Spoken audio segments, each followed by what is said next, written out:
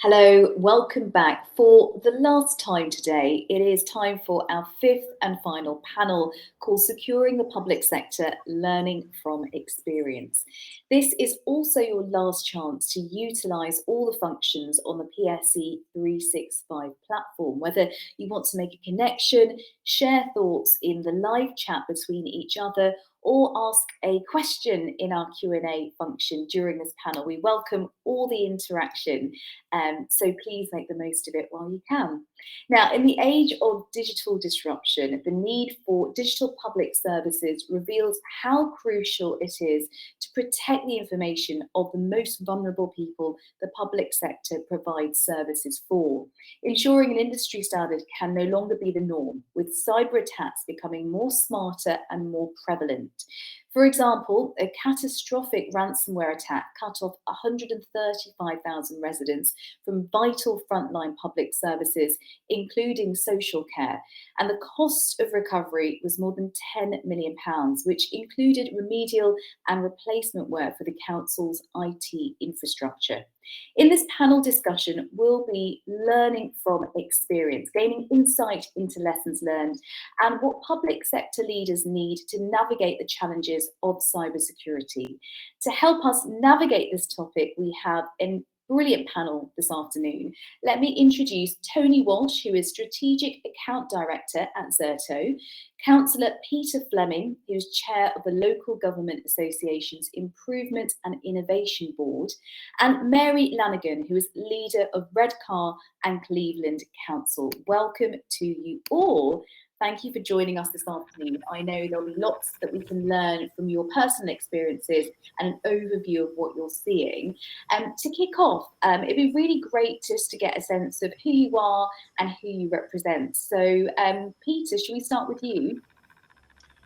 Thank you so much, Geeta. I'm Peter Fleming. I'm a leader at Sevenoaks District Council, but I also currently chair the Improvement and Innovation Board at the LGA, under which cyber has landed.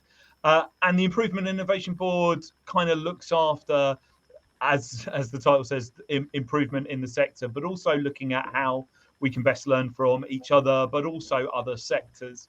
The LGA is a membership organisation, represents almost every council in England, and has close links with the LGA in Wales and in Northern Ireland as well. Excellent. Thank you, Peter. Over to you, Tony. Thank you. Tony Walsh. I work for Zerto. I manage the public sector business for Zerto in the UK. We're now part of Hewlett Packard Enterprise, but we're still run as a separate business unit within the HPE storage division. So fundamentally, we're a software company, and our focus is on ensuring that our customers can recover very quickly with minimal data loss from any IT interruption, including ransomware and other cyber threats. I think importantly, as all public sector organisations have moved to an almost 100% digital way of operating, we believe that the traditional backup recovery method of protecting your business critical applications is no longer fit for purpose. So we're looking forward to the discussions today. Thank you, Tony. And Mary. Good afternoon. I'm Mary Lanigan, and I'm leader of. And we were unfortunate enough to be hit with a cyber attack, which was devastating for our area. And it's good that I can come and actually talk to you to tell you exactly what happened and what that was left in our wake going forward. Yes, Mary, I know that we'll all want to learn about that and how to move on when something like that happens. Let's kick off with a bit of an overview to begin with. And just a reminder as well, I'm sure you all know, but we would love to get your questions to our panel as well. So do pop those questions into the Ask Your Question box. And as always, we'll try and get through as many as we can. Tony, let me start with you to give us a sense of an overview. What has been your biggest learning, or your organisation's really, over the last 3 years? What's been quite challenging in so many ways for us? I think the biggest learning really is that from a protection of your critical applications, especially in light of ransomware, we all used to look at protecting our businesses from natural disasters, so floods, fire, those sorts of things, which aren't very likely to happen. But I think now with the advent of ransomware and other cyber threats, those are becoming so prevalent that every organisation should be looking at. It's a case of if, not when. So you see it as when, not if. Sorry. So it's going to happen at some point. Now there are lots of ways of protecting by detecting and stopping threats coming in, but I think it's also very important to make sure that you have a robust recovery plan in place, so that if you are unfortunate enough to get hit, then you are able to recover in a very timely manner and with a minimal data loss. And that's, I think, the thing that really helps to reduce the business interruption, the ongoing costs, because no one wants to have their business out of action for weeks on end. So if you can get your business back up and running in minutes, in hours, with seconds or minutes of data loss, that's much better than having to take 3 days to recover from yesterday's backups and then still have a problem moving forward. Absolutely, and we're talking about the public sector here. So these are organisations delivering such important services that we can't have gaps of days and weeks. Peter, you get that overview because of what you do of councils all over, and I just wonder, how big an issue do you see cybersecurity being over the next decade? I think obviously we live in a digital world more so than ever before. I think there's an increased reliance on technology, and I think the pandemic has probably increased our reliance on that technology, increased the number of staff working from home, increased the number of people potentially leaving systems open. I think the new technologies that councils are using, such as cloud, AI, Internet of Things, councils using all sorts of technologies in people's homes as part of adult social care. All of these are adding to that risk landscape. And then I think, obviously we have lots of new actors in that cyber space. So we have the threat of countries as threat, but then we also have criminal elements to this as well. So I think there's an increasingly sort of dynamic threat landscape, which makes it difficult for any organization to keep up with where those attacks might come from. And the public sector, again, is a different beast to perhaps a company that just does one thing. We do lots and lots of different things, which leaves lots of vulnerabilities. I guess the flip side of that, and I think perhaps when we look at the difference between NHS and local government, if we're looking at different parts of the public sector, is that often NHS systems all come into one place, whereas local authorities tend to be, in their own areas. So actually, the idea, and thankfully it hasn't happened yet. I mean, it may happen in the future, of the whole of local government going down, is slightly different to, when we look at, some of those bigger systems like the NHS. I think the other thing is, it used to be a niche topic, and now us that are not technical are having to catch up with it and start to be able to talk and understand. And again, most importantly, be able to ask questions of people who do know more and also understand the answers. And I think, it's all very well to have perhaps a list of questions to be able to ask your IT or cyber teams, but understanding the answers and then being able to ask the next set of questions that move you on is something that local government leaders, both managerial and political, are going to need to understand. So yeah, I think that's where we're at, and probably where we're going to be in the next decade as well. Yeah. Okay, thank you, Peter. And let me bring Mary in, because this session is all about learning from experience. And you mentioned that the council had, been subject to a cyber attack.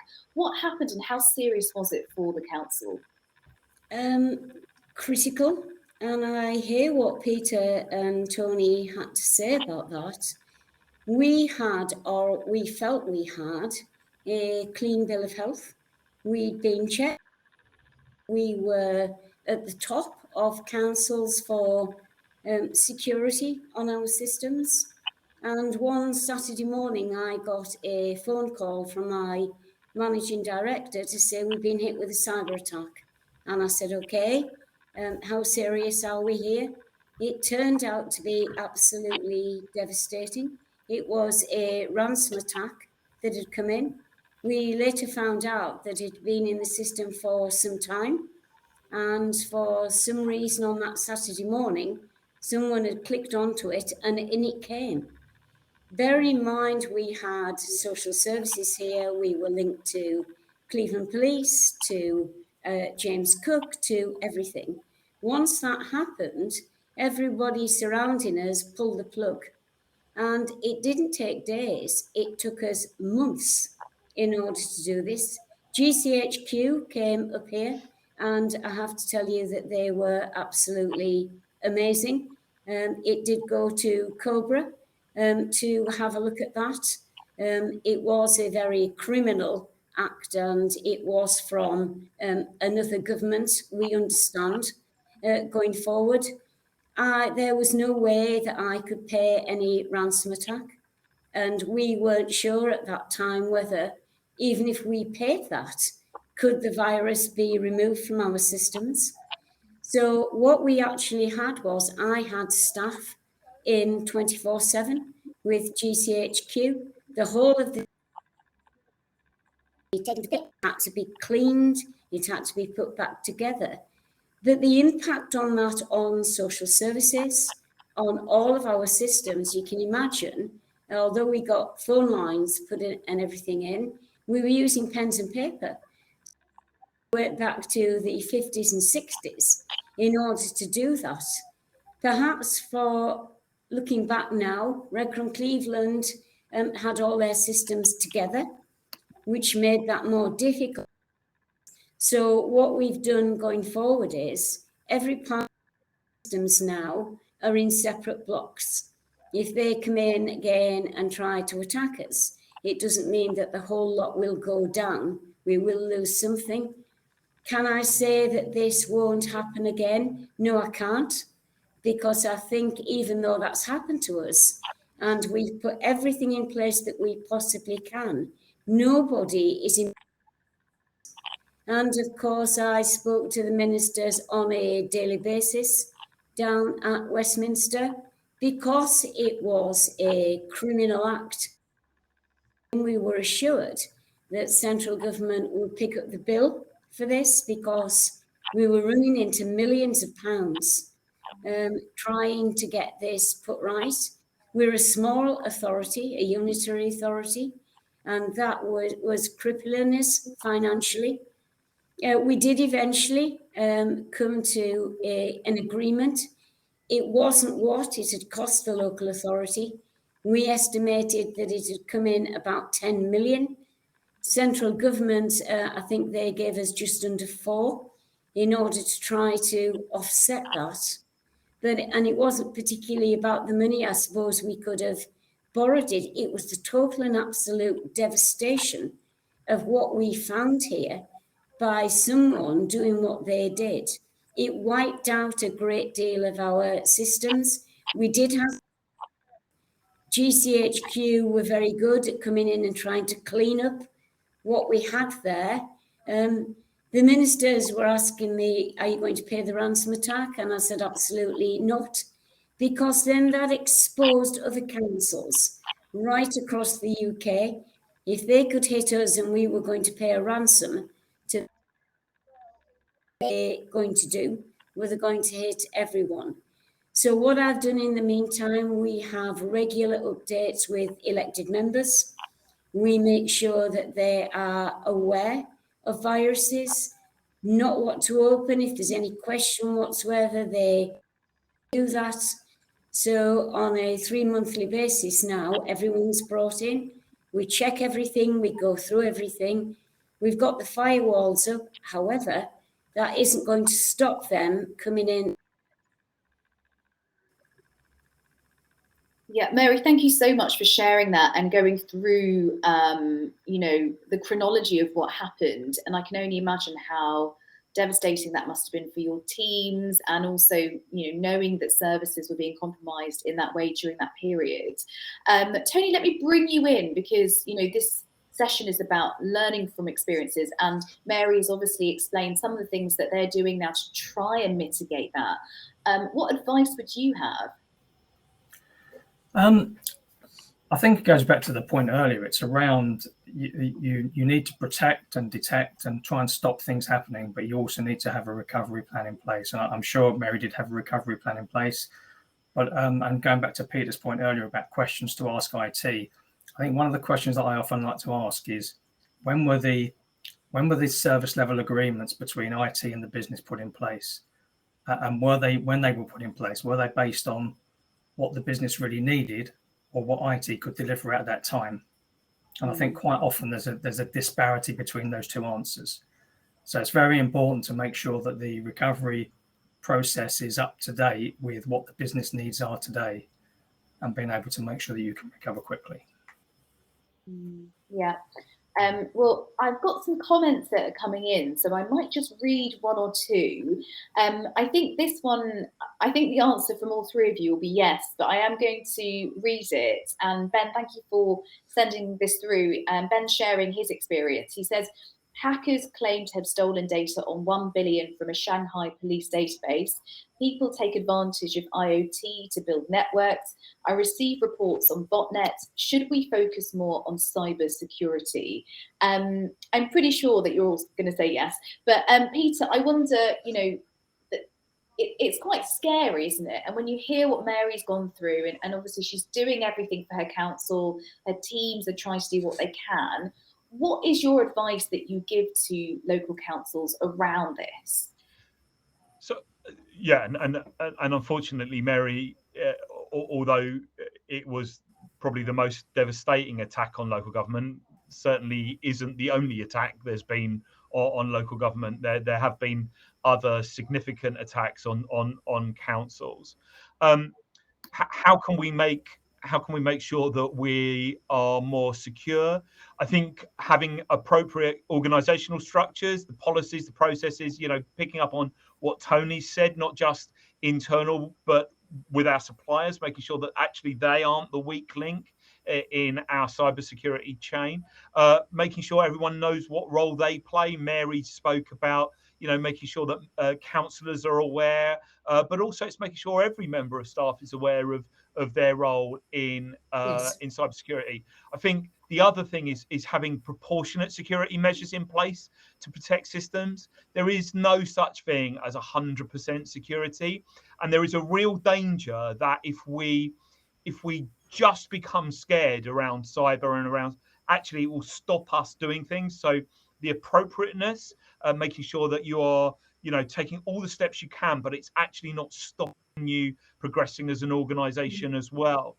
And having capabilities to ensure defenses remain effective and cybersecurity events are detected quickly. And Mary's made a point about, quarantining various parts of the organization, which again, is something that cybersecurity experts will tell you about, because actually you don't want to lose the whole system if you can. I think Tony mentioned planning a response and the recovery part of it. I think that's equally important. How are you going to come out there? And then the National Cybersecurity Centre has huge amounts of guidance and advice, both technical and non-technical, that they can offer you. And I know, they work closely with Mary and her organisation, and they have a number of tools that we can use as well. Brilliant. Yeah, thank you for that, Peter. I'm just going to go to another question. This is from Sam Wright, and Sam asks, how can public sector organisations such as local authorities compete against the employment offerings of the private sector? It is evident that councils can't compete from a salary perspective due to the lack of funding from central government. It seems to rely on goodwill at present, but opportunities elsewhere are increasing and experienced employees are going to greener pastures. Now, I wonder whether that's in connection with, employees who have that technical ability, that can manage this. Is there anything that you would want to say to respond to that?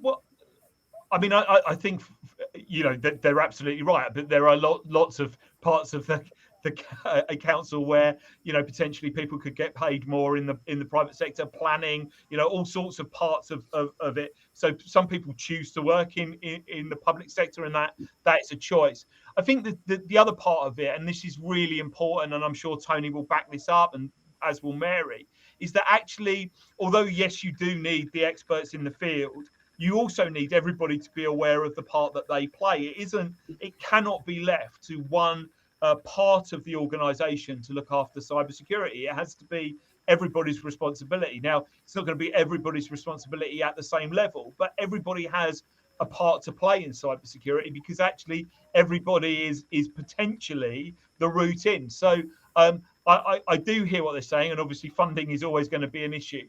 But there is stuff out there, you know. The LGA has got Cyber360, which is our website that's based around, you know, the cyber threat, particularly for councils. As I said, the National Cyber Security Centre has loads and loads of stuff that they can do. And actually, the sector itself, you know, those who are more expert in the field, they do speak to each other and they do share experiences. So yeah, I think it could potentially be an issue, but I think that's mitigated by the fact that, in particular, cybersecurity is an area where everybody has a responsibility. Yeah. Thank you for that question, and thank you, Peter, for answering. I've got another question that's just come in, and it's from Tej Gudka, who was actually a panelist in our previous session. So thank you, Tej, for staying with us. And his question is, business continuity tests are often carried out, but not at the level of the example given with Cleveland Council. Do you feel it's important to do more drastic disaster recovery exercises? And how can we make this more realistic?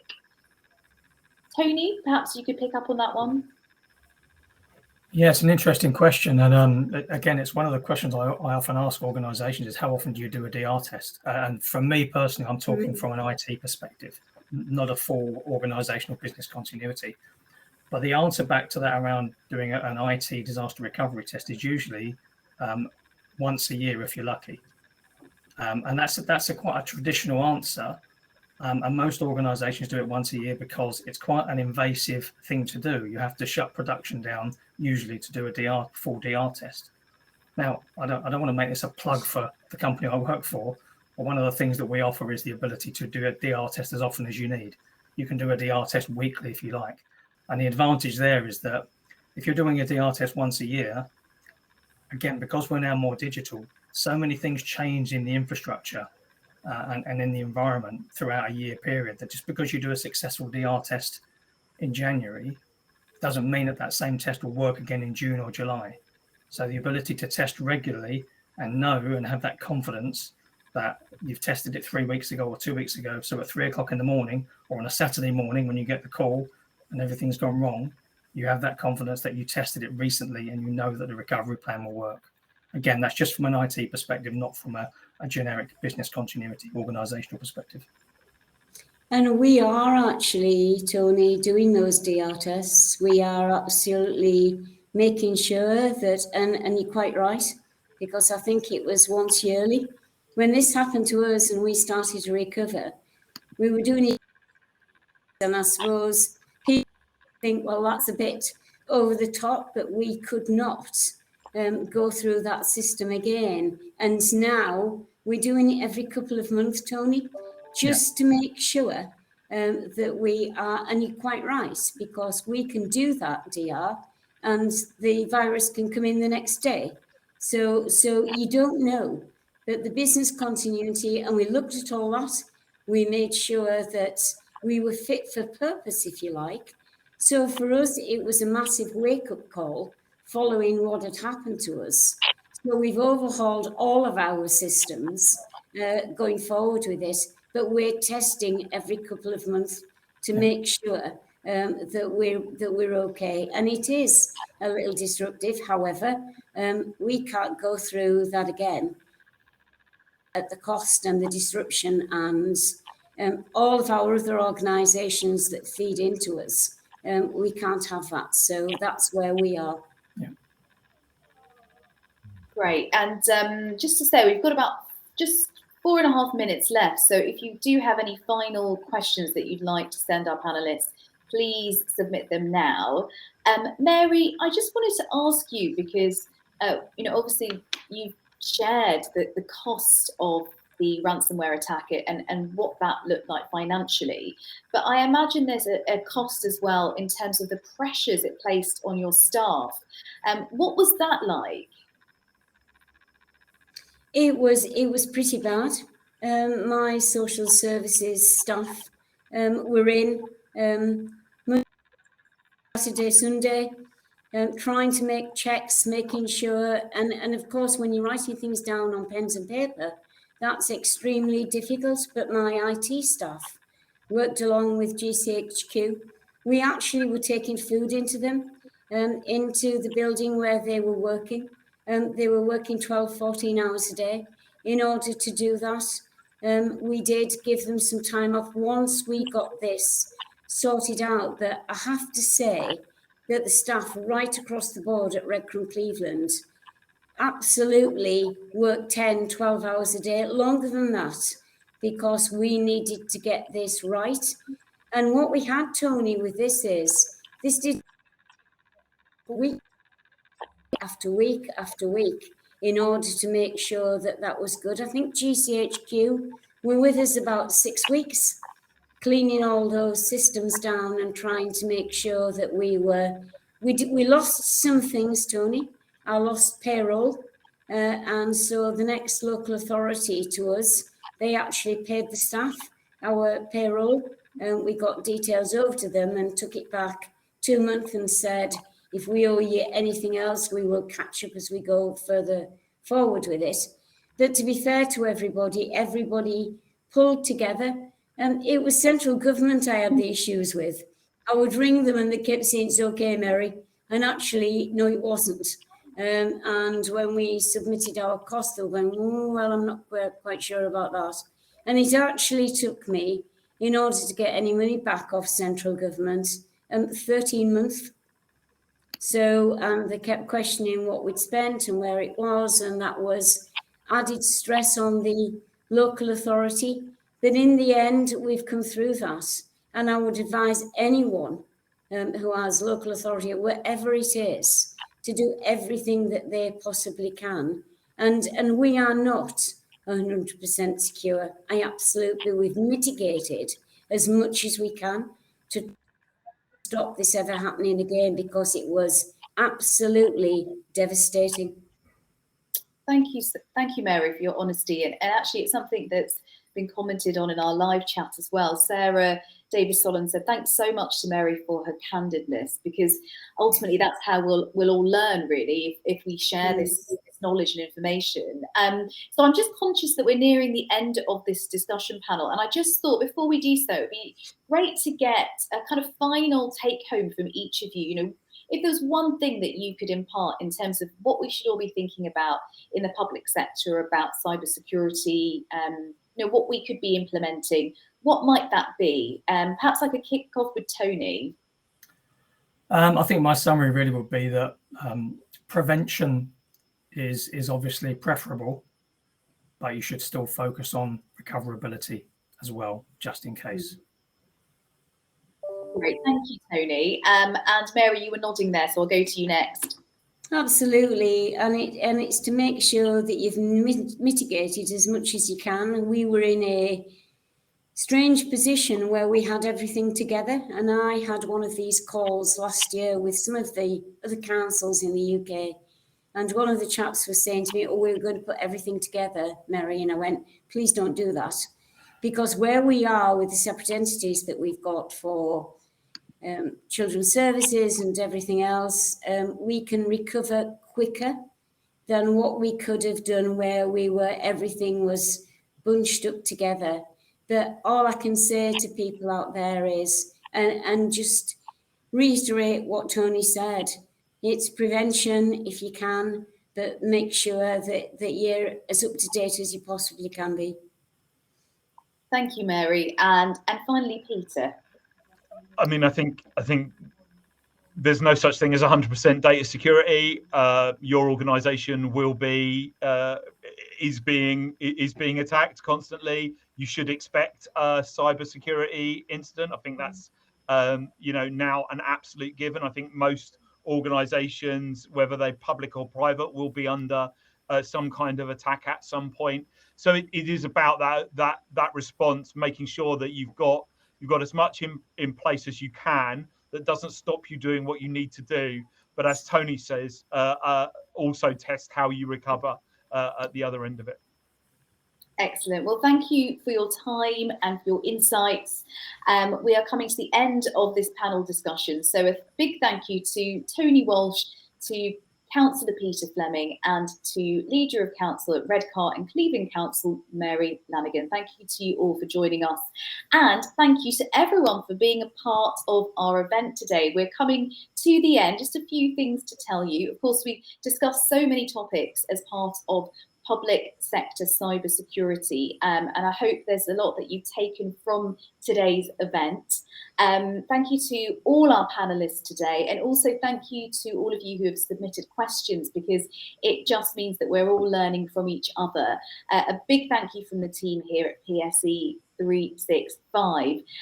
As you know, today's event does come with CPD certification. So there's 1 CPD point earned for every hour of live content watched.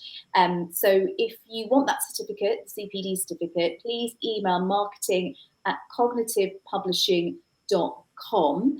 Thank you to all our partners who make this event possible, and we really hope that you will join us for our next event, which is Digital Transformation on the 15th of September. Please share that with your colleagues. We'd love to see some new faces to the platform too.